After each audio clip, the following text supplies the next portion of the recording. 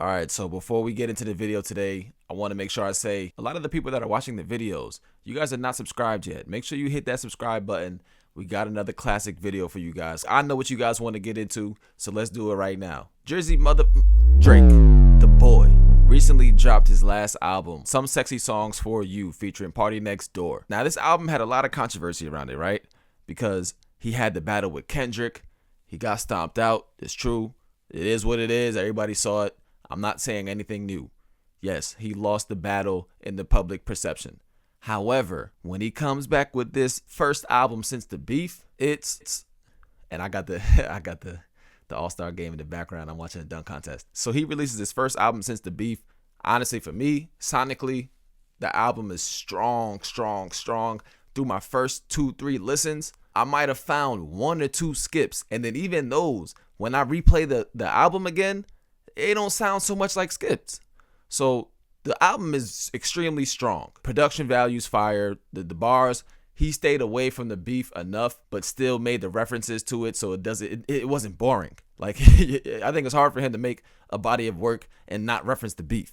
Like, let's just keep it 100. People want Drake to fail, right? They didn't want him to release this album. They're saying, oh, he should have went the rap route. They're saying this, they're saying that. You know, you're always going to have your haters and doubters. That's normal. But one thing I'm noticing that nobody else is picking up on is the reason why Drake is set up for success.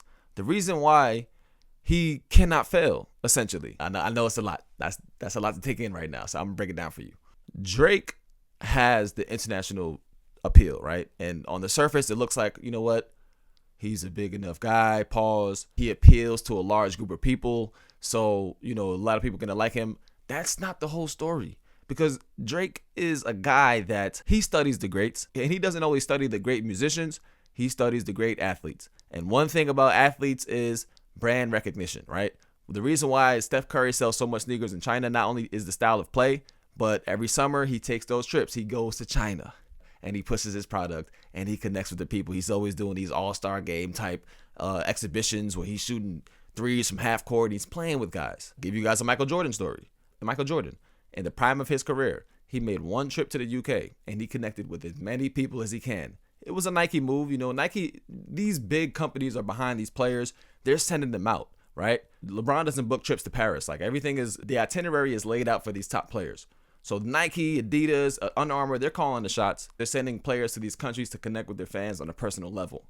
Back to the Michael Jordan story, he connected with a lot of people in the UK, and he became a global sensation because not only were they hearing about him, watching him on TV, but he would pull up and give somebody a one-on-one that they're never going to forget. You know, for him, it's just like, I'll just play this kid on one-on-one. But that kid grows up and he feels that connection to him. So anything that Michael Jordan drops, he will remember it, and that person will go out and cop it. Drake does the same thing.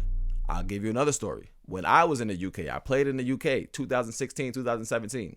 I voted for, I'm not going to say who, I'll say that. I voted for the loser, and then I jumped on a plane to go to the UK. I literally left election night, and when I landed that morning, I looked at the guy next to me phone. He opened up CNN, and it said Donald Trump is the new president. That was the time that I was in England. I played in Manchester.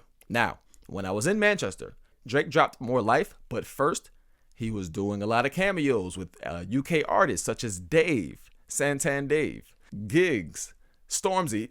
And these guys were having a moment, to be honest, man. I remember being in Manchester and telling my brother back home in New York, like, yo, listen, these dudes got a wave. Like, this music is fire, right? They had a wave. And guess who jumped on the wave at the peak?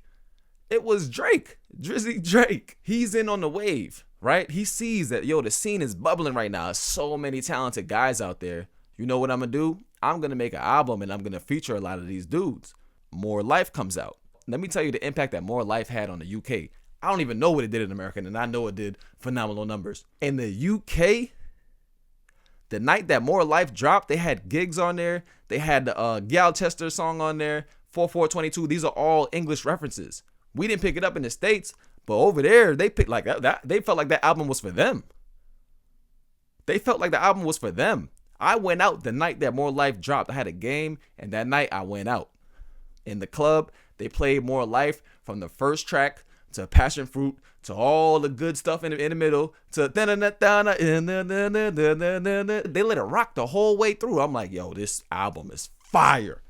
You know what I'm saying? Because I'm out there mixing it up with them, and this classic drops, and it sounds like something that fits in the scene. You understand what I'm saying? So when he's experimenting with these other cultures, other countries, they're taking to it and they're bringing it on a personal level, connecting with the music on a personal level. The next year, I signed to play in Spain. I'm in Spain, 2017 to 2019. I went to go play in Madrid. What happens that year? Drake does the Mia, Mia, Mia, Mia. And guess what? In the club, what do you think the go-to song was that year? Mia, Mia, Mia.